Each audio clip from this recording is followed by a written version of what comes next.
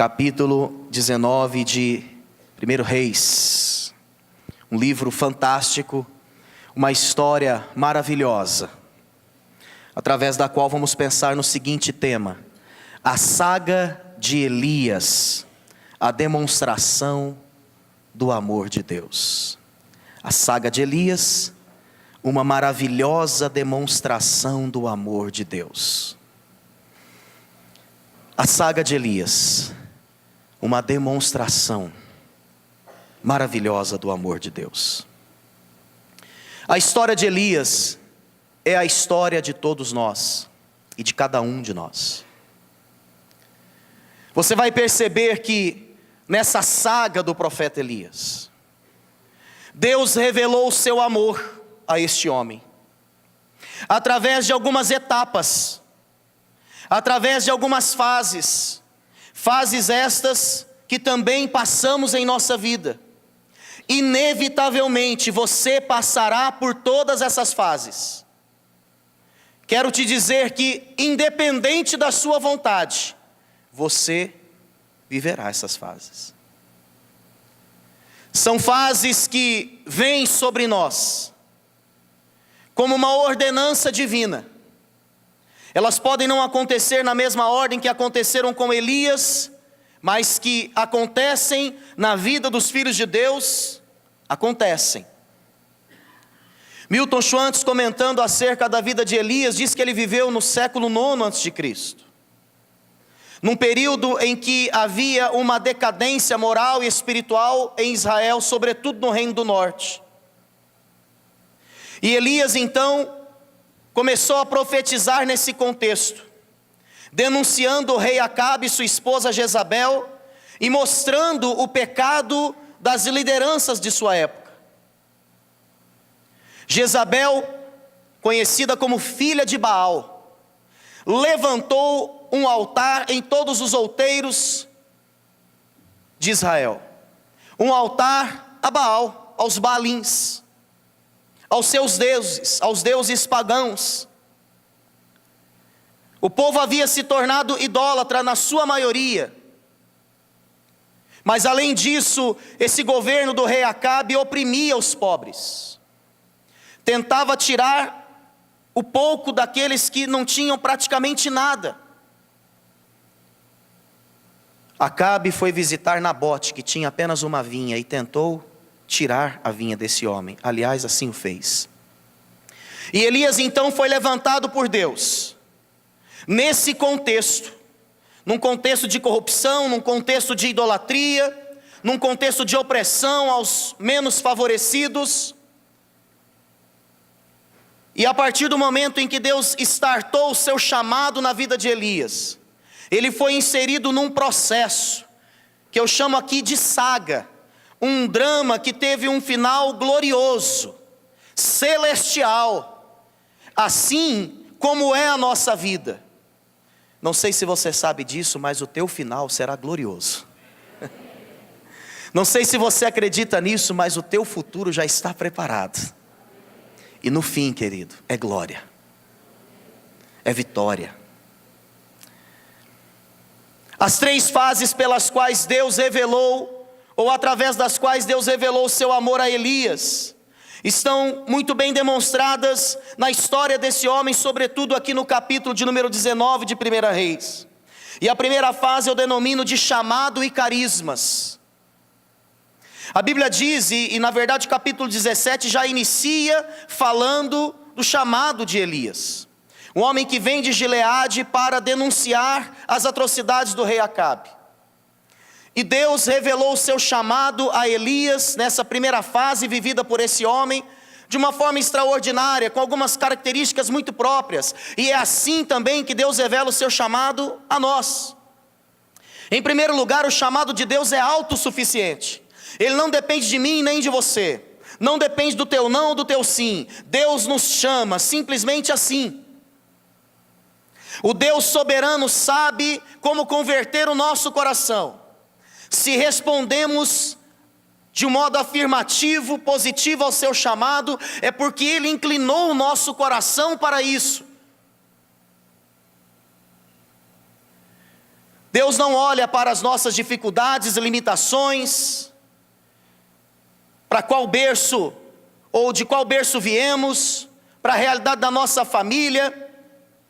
Ele simples e soberanamente nos chama e sustenta o seu chamado. O chamado de Deus é autossuficiente, ainda que você não entenda, ainda que você se considere a pessoa mais improvável, ainda que você se julgue, ou ainda que você julgue estar numa fase totalmente imprópria para Deus usar a sua vida, ou novo demais, ou maduro demais.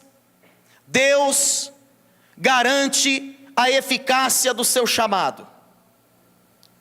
Quando vemos a forma maravilhosa como Jesus chamava os seus discípulos, confirmamos isso. O chamado de Deus é autossuficiente. O poder do seu querigma, da sua palavra, diz Russell Shedd no seu livro Chamado e os Dons do Espírito Santo. Esse poder era incontestável, porque não se tratava de algo imposto. O seu Shedd comenta acerca de um verbo grego, kalel, uma palavra usada no chamamento, na vocação de Jesus.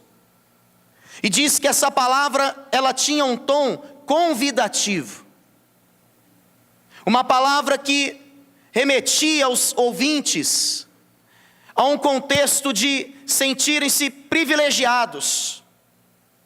Ou seja, eles haviam recebido um convite de Jesus, um convite inegável, um convite inegociável.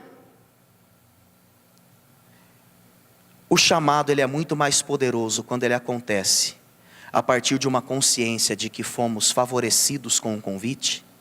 É a compulsão da gratidão, do que quando ele acontece simplesmente com uma consciência de que viver o que Deus quer é uma obrigação. É muito mais fácil uma pessoa permanecer em Deus a partir da consciência de que ela recebeu uma graça, um favor imerecido, do que uma pessoa que ostenta um sentimento, alguma pessoa que possa pensar que está fazendo um favor para Deus em cumprir alguma coisa para Deus. O chamado de Deus é autossuficiente. O chamado de Deus é atemporal. Ele nos aborda e quase sempre nos momentos mais difíceis da nossa vida. Alguns ele chama na infância, na adolescência, outros na juventude, na fase adulta, quem sabe numa fase de maior maturidade. Eu creio que essa é uma noite para Deus avivar, reavivar chamados no seu coração. Eu não sei em qual fase da vida você está, eu não sei o que você já viveu em Deus e por Deus, eu não sei o que você, pela graça de Deus, já fez para o próprio Deus, mas eu quero dizer que nessa noite o Kairós de Deus alcança você. E Deus, em proporções diferentes, Ele confirma o seu chamado, porque todos os que aqui estão receberam um chamado de Deus. Um chamado que é autossuficiente, um chamado que é atemporal, mas um chamado que é antagônico à realidade. Não estranhe por isso se Deus te chamar no momento de crise, de privação, de enfermidade, onde você se sente a pessoa mais indigna e despreparada para fazer qualquer coisa para Deus. Deus foi quase irônico com Elias. Ele disse: Elias, agora que você denunciou o pecado de Acabe e Jezabel, vai para junto das torrentes de Querite, e eu vou sustentar você lá, mas eu quero já adiantar. O rio vai secar, as fontes vão secar. Como assim, Deus? O Senhor está me mandando para um lugar, e o Senhor já está dizendo que a fonte vai secar? E de fato isso aconteceu, e então o Senhor enviou Elias, o seu profeta, para Sarepta, a terra do fogo. Elias continua cumprindo o seu chamado, de certa forma, passa por uma provação, mas experimenta milagres imediatos. Só que Deus o envia para ser tratado e sustentado por uma viúva, que só tinha um pouco de azeite na botija, farinha, só um pouco na panela. Como assim? Por isso o chamado de Deus é antagônico. O chamado de Deus não respeita a nossa lógica, não cabe dentro da nossa caixa. Deus em seu chamado faz coisas extraordinárias, o importante é que Ele chama. E o chamado de Deus nos constitui naquilo que não éramos e jamais seríamos sem Deus. O chamado de Deus nos outorga vigor, competência, unção, autoridade, ousadia. Mas essa primeira fase do chamado também foi a fase dos carismas. Elias, ao cumprir o seu chamado, recebendo amorosamente de Deus uma vocação, ele viveu milagres. Elias orou e não choveu durante 3 anos e meio. Elias orava e os alimentos multiplicavam. Os pássaros vinham alimentá-lo enquanto estava lá junto às torrentes de Querite, pela manhã e à noite. Ele chega na casa da viúva para ficar um bom tempo, diz o texto. Só que depois de um tempo o filho da viúva morre. E ele ora pelo moço e o moço ressuscita. Poxa, que fase maravilhosa, pastor. A fase dos carismas, a fase dos milagres, a fase do chamado é uma fase linda, pela qual todos nós passamos. E de certa forma é uma fase que perdura na nossa vida. Elias aqui, nessa primeira fase, ele tem contato com a soberania de Deus, com o senhorio de Deus. Ele vive uma obediência pela sobrevivência. O reino todo quer a sua cabeça. Acabe colocou todos os seus oficiais à procura desse homem. Mas ele vive milagres. Ele experimenta realidades extraordinárias. E essa primeira fase é definida muito bem pela palavra Carmelo, que significa vinha, terreno fértil, fruto de Deus, beleza, símbolo de frutificação. Mas Elias ainda não tinha percebido que essa era a fase mais rasa da sua vida. Uma fé que só opera milagres é uma fé rasa. Deus estava chamando o profeta para algo mais intenso. Deus queria revelar de uma forma mais transbordante o seu amor ao profeta Elias. E a Bíblia diz então que o profeta foi inserido numa segunda fase. A primeira, chamado e carismas. A segunda, crises e conflitos. Pastor Hernandes, comentando sobre a vida de Elias, ele diz: o deserto não foi um acidente de percurso na vida de Elias. O deserto foi uma agenda de Deus para ele. No deserto, Deus tratou com ele antes de usá-lo. Deus está mais interessado em quem nós somos do que no que nós fazemos. Elias assim foi inserido num processo através do qual Deus revelou amor, mas ele estava em conflito. E quando a Bíblia diz que ele viveu um conflito durante 40 dias e 40 noites, isso é muito emblemático. O número 40 é altamente simbólico e profético na Bíblia. Moisés, ele teve a sua vida dividida em 3 ciclos de 40 anos. Nos primeiros 40 anos, ele podia tudo. Na segunda fase, ele descobriu que não podia nada. Estava humilhado, envergonhado. Mas na terceira fase, Moisés descobriu: Deus pode tudo. O povo de Israel passou 40 anos no deserto para se desintoxicar do Egito, para que Deus pudesse tratar com o seu povo. Mas Deus havia preparado algo sobremodo excelente para Canaã, para o momento da chegada desse povo na terra da promessa. O próprio Jesus, diz a Bíblia em Mateus no capítulo 4, ele passou pelo deserto e ali ficou 40 dias, ao fim dos quais foi tentado pelo próprio Satanás. E Jesus fez desse período, por que não dizer de conflitos, uma oportunidade de se fortalecer para o ministério que estava inaugurando. Voltando para a vida de Elias, não havia uma razão aparente que justificasse a sua situação. Ele estava se sentindo injustiçado. Parece que não tinha valido a pena tanto trabalho. Afinal, o coração de Acabe e Jezabel, os corações continuavam endurecidos. O seu conflito emocional fazia com que o gigante crescesse diante dele. Elias, inclusive, estava vendo problemas onde não havia. Porque a crise e o conflito nos fazem aumentar a dimensão dos nossos desafios. Nós passamos a ter uma visão míope, uma visão parcial da realidade, porque estamos submersos na nossa própria crise, nas nossas próprias lágrimas, no nosso próprio sofrimento. Elias, ele conheceu a tão temida depressão, uma doença que infelizmente ainda não saiu de moda, uma doença que apenas entre os adolescentes cresceu 37%.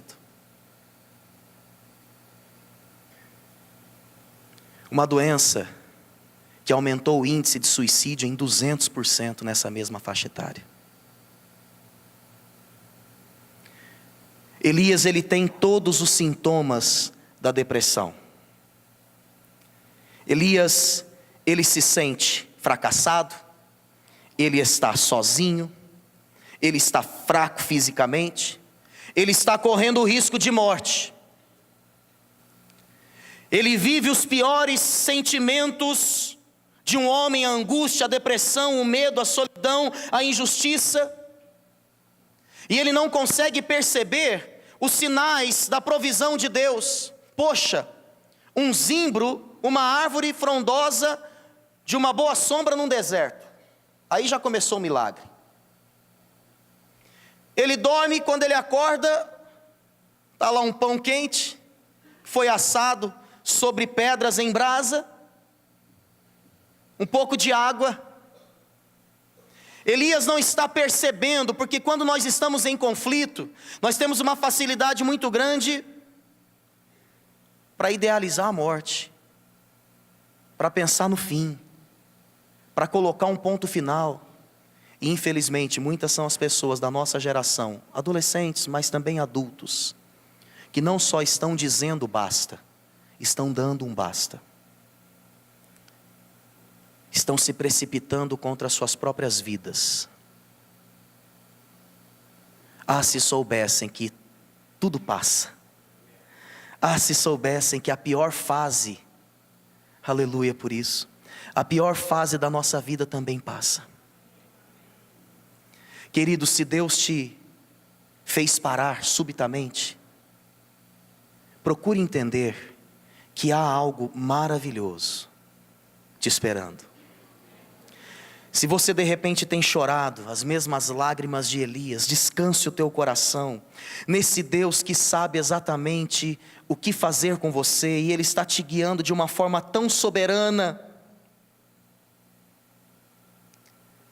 Aí fora temos visto crises sobre crises, uma geração que precisa ouvir acerca desse amor que cura, desse amor que transforma, desse amor que nos oferece novas oportunidades, de um Deus que mostra o seu amor mesmo quando nos sentimos assim, solitários, abandonados, mesmo quando somos dominados pelos piores sentimentos da vida.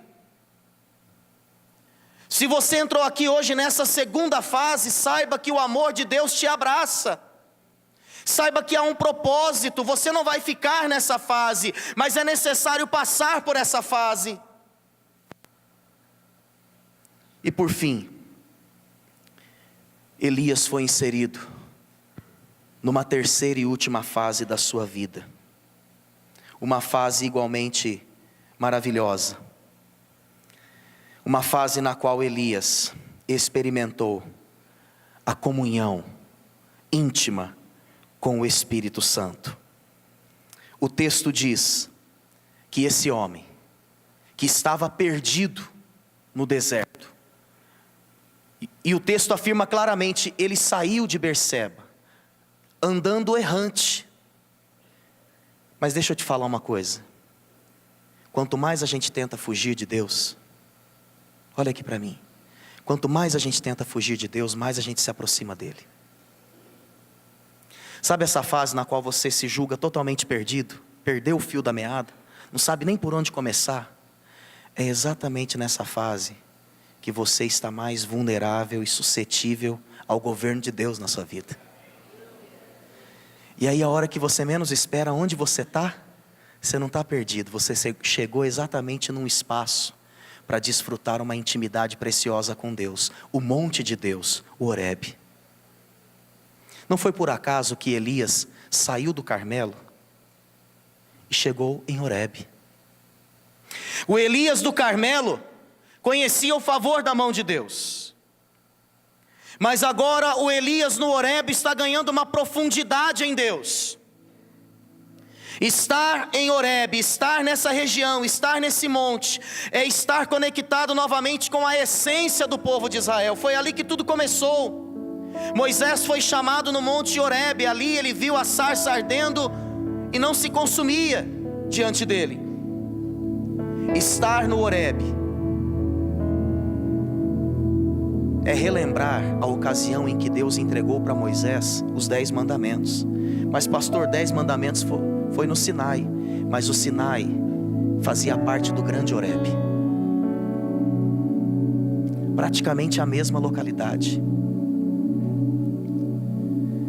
E através do chamado e dos carismas, através das crises e dos conflitos, Deus agora traz o seu filho para uma intimidade com ele.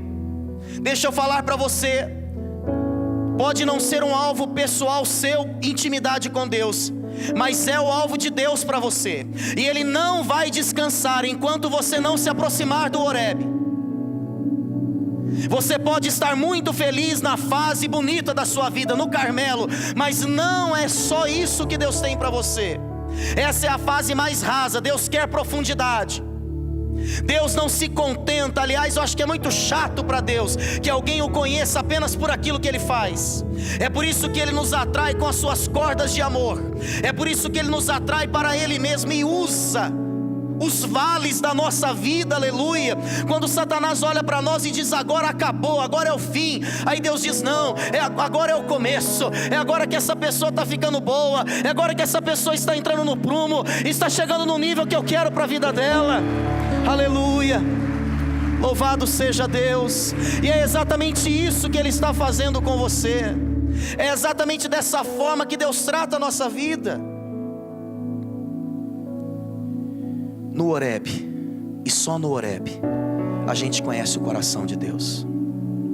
Querido, é mais difícil ter uma fé para viver em intimidade com Deus do que uma fé para levantar um paralítico.